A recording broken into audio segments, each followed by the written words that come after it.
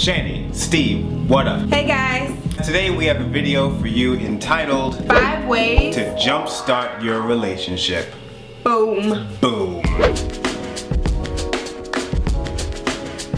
We did a video When a relationship needs a makeover. If you have been in a relationship for a long time, you've probably seen some of those scenarios. And so today we're coming to you with 5 ways that you can tangibly get your relationship back on track. Number 1. Peel back the layers. Peeling those layers back. Want them? Nope. Don't want it. Peel them back, people. What this means is this. If you are arguing consistently, you could be arguing over little things, you could be arguing over the same thing over and over again. There's a reason why, there's a root reason why you are having this argument. Your job now is to find out what this root reason is. You have to be honest with yourself and you have to say, okay, why is this bothering me so much? When the issue comes up, identify how it makes you feel. Does it make you feel less than, disrespected? However it makes you feel, that is the underlying reason. And you're manifesting it in different ways, and it may seem petty, and on the surface it could be petty, but the underlying reason is a serious reason, and this person is triggering something in you. So you need to figure that out before you move forward. And the next step after you figure it out is to communicate it with your partner. When you have 2 people, like say something is bothering me and I get really upset over it, and he says, oh, it's just something that's bothering her. No, wrong answer. When you're in a relationship, what's bothering one person should also bother you. And if it doesn't bother you, then it should at least trigger something in you that wants to fix the problem or help them to get through the problem. Tu problemo es mi problemo. That Make was Spanish. su problemo. Does su mean our? Yours. Oh, su's the wrong word. We're not Spanish. Number 2. Trust issues. You want to find out what your trust issues stem from. So that means if you are checking through your boyfriend or girlfriend's phone because you don't trust them, or if they say they're gonna be back an hour and they come back an hour and a half and you lose your mind, you gotta figure out what that trust issue is coming from. Is it coming from this relationship where they have done something in the past where you are not really trusting them? Or is it something from your past relationship where someone has disrespected you in the past? Or is it just you? You have to figure that out and then communicate it to your partner. Right, because trust is really the basis for a relationship. And if you don't have trust, then you really don't have anything. Nada. Letting your partner know things bother you is key in that area, because sometimes we're not vulnerable in our relationships and then that leads to mistrust. And after that, you want to create very specific boundaries as to what you are comfortable with. For example, platonic relationships, man and girl relationships. I don't see any issue with it. Shani, on the other hand, she's not used to that. She doesn't think it's anything. So we had to come up with boundaries and we stick by them as best we can. Our specific boundary is hanging out with a female friend late at night, or anything that where I put a female friend ahead of her in any kind of way.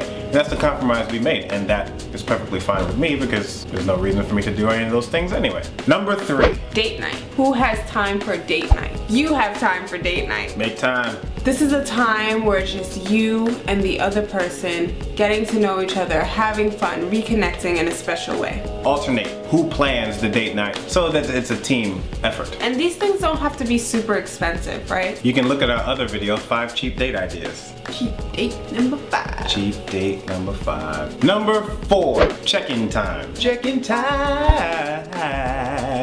Check-in time is very important for a relationship to grow. Check-in time can be done at any point in time, but we'd rather you do it at night. At the end of the day, when you're about to go to bed, you do a check-in time. And the 3 questions that you ask and answer are, what did you enjoy that your significant other did for you today? What did you not like that they did? What can you do to improve the relationship? Boom. Boom. And when we say boom, we mean write it down. Yeah. Okay. We never made that clear. Sorry. Boom means write it down. Write it down. Boom.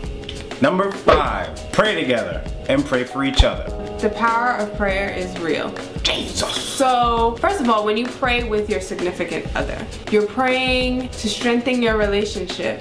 And it's no longer just you and this person who are sinful in nature. It's you, this person who is sinful in nature, and God who is without sin.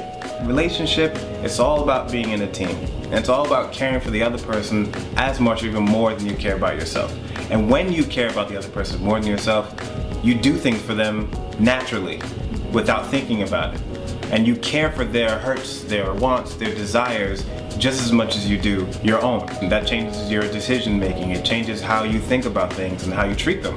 Getting to that mindset is the root of it all. I have found that when I do pray for Steven, because I always fall short, and so sometimes I don't pray for him or sometimes I don't pray at all, but when I do pray for Steven, I find that things in his life just happen in an order that seems to have been orchestrated by God, and he's happier. So try it, seriously, like try praying for your spouse, because sometimes that may allow things to happen for them that in turn help you to realize how important it is that you have that relationship with God.